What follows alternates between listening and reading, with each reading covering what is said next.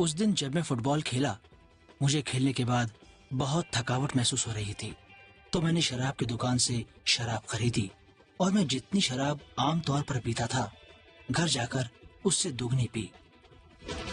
देवेन को फुटबॉल की तेजी बहुत अच्छी लगती थी, लेकिन उन्हें शराब पीना भी बहुत पसंद था। जब वो सिर्फ 8 साल के थे, तो देवेन अपने से बड़ी उम्र के लड़कों की संगत में रहते थे और जो वो करते थे, देवेन भी वही करते थे। जब वो स्मोक करते थे और शराब पीते थे, तो मुझसे कहते थे, तुम भी ले लो, जब भी तुम बोरियत महसूस करो, इसका इस्तेमाल करो, तुम्हें अच्छा लगेगा। तो जब वो मुझे ये चीजें देते थे, तो मैंने भी उन्हें टेस्ट करना शुरू कर दिया और फिर इनकी लत पड़ गई। देवेन ने खूब शराब पीना शुरू कर दिया। वो सारा दिन अकेले रहते थे, इसीलिए उनके लिए शराब हासिल करना आसान था।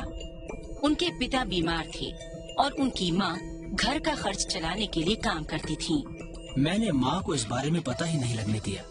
मैं ये सब घर पर नहीं करता था, लेकिन घर से बाहर निकलने के बाद मैं सब कुछ भूल जाता था। जब एक दिन देवेन ने फुटबॉल खेलने के बाद शराब पी ली, तो उन्हें पता ही नहीं चला कि उनके साथ क्या हुआ था। अगले दिन मेरे घुटनों के ऊपर वाले हिस्से में दर्द होने लगा। इसके बाद मैं अपने पैरों पर खड़ा नहीं हो पाया। मैंने दर्द से बेहाल होकर अपनी माँ को बुलाया और कहा, पता नहीं मुझे क्या हो रहा है, मैं खड़ा नहीं हो पा रहा हूँ। उन्होंने मेरा माथा छूकर देखा तो मुझे बुखार था। उन्होंने मुझसे आराम करने को कहा। देवेन की टांगे अन्य खिलाड़ियों के साथ उलझ गई थी और वो बहुत जोर से गिर पड़े थे, लेकिन अगले ही दिन उनकी दाईं टांग में बहुत जोर से दर्द होने लगा। देवेन की माँ उनको इलाज के लिए एक ग्रामीण अस्पताल में ले गयी।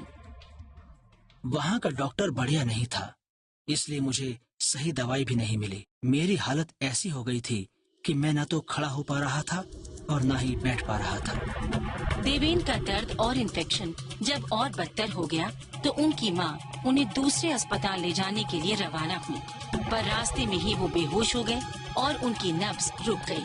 देवेन को बेहोशी की हालत में एक सपना आया। उस दौरान मैंने खुद को बादलों में पाया। जब मेरी आंखें खुली तो मैं बादलों के बीच था।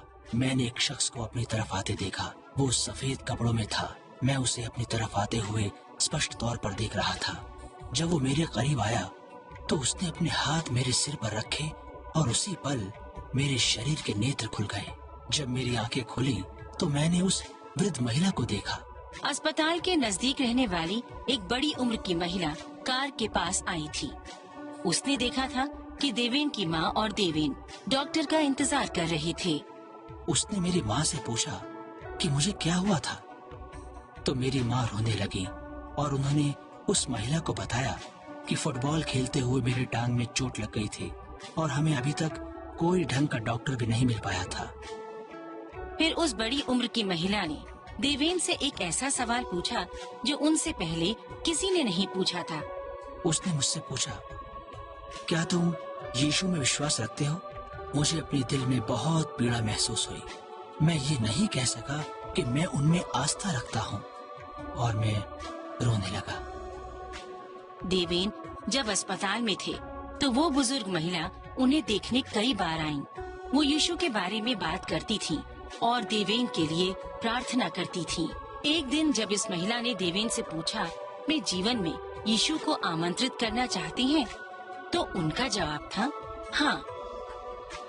मैंने सोचा, परमेश्वर मेरे जैसे व्यक्ति को भी प्रेम करते हैं जो इतनी बुरी हालत में है, धोखा देता है, झूठ बोलता है, दूसरों की इज्जत नहीं करता और चोरी करता है। मैंने मन में गहराई से इस बारे में सोचा और खुशी खुशी उस महिला से कहा कि आज मैं ही अपने हृदय में यीशु को स्वीकारना चाहता हूँ। लेकिन जब देवेन को अस्पताल से छुट्टी मिल गई और उन्हें बेहतर महसूस होने लगा, तो वो फिर अपनी पुरानी आदतों की तरफ लौट गए। जब मैंने छड़ी के सहारे थोड़ा चलना शुरू किया तो भी मैंने जुआ खेलना नहीं छोड़ा। और जब मैं अपनी वाली शराब की दुकान पर गया और वहाँ देखा कि मैं क्या पिया करता था, तो मैंने फिर शराब पीनी शुरू कर दी। इस तरह मैं शराब और सिगरेट पीने की अपनी आदत नहीं छोड़ सका। इस दौरान देवेन एक बार फिर अपनी सेहत और अपनी आध्यात्मिक आस्था से जूझने लगे। मैं जब भी अपनी जीवन शैली के जरिए परमेश्वर का अनुसरण छोड़ता था, मेरी टांगों में इन्फेक्शन हो जाता था और जब मैं पश्चाताप करता था तो टांगे ठीक हो जाती थी। देवेन ये समझ गए कि उन्हें अपनी खराब आदतें छोड़ने और अपने जीवन को पूरी तरह से यीशु को समर्पित करने की जरूरत थी और ये फैसला उनका जीवन बदल देने वाला था। मैंने परमेश्वर से कहा, प्रभु, अब मैं ये सब खराब आदतें छोड़ना चाहता हूँ। आप मुझे आशीष दें, मुझे अपना योग्य पुत्र बनाएं और मेरा सदुपयोग करें। देवेन को चंगाई का एहसास होने लगा, लेकिन ये एक समय लेने वाली प्रक्रिया थी और इस अवधि में उन्होंने शराब की लत के साथ साथ और गंदी आदतें भी छोड़ दी। चंगाई और खुद में आए बदलाव के एहसास से उन्हें पता चल गया था कि परमेश्वर का सचमुच अस्तित्व था। आज देवेन अपने संघर्षों और कामयाबियों के दास्तान दूसरे लोगों के साथ बांटते हैं ताकि उनकी मदद कर सकें और उन्हें प्रोत्साहित भी कर सकें।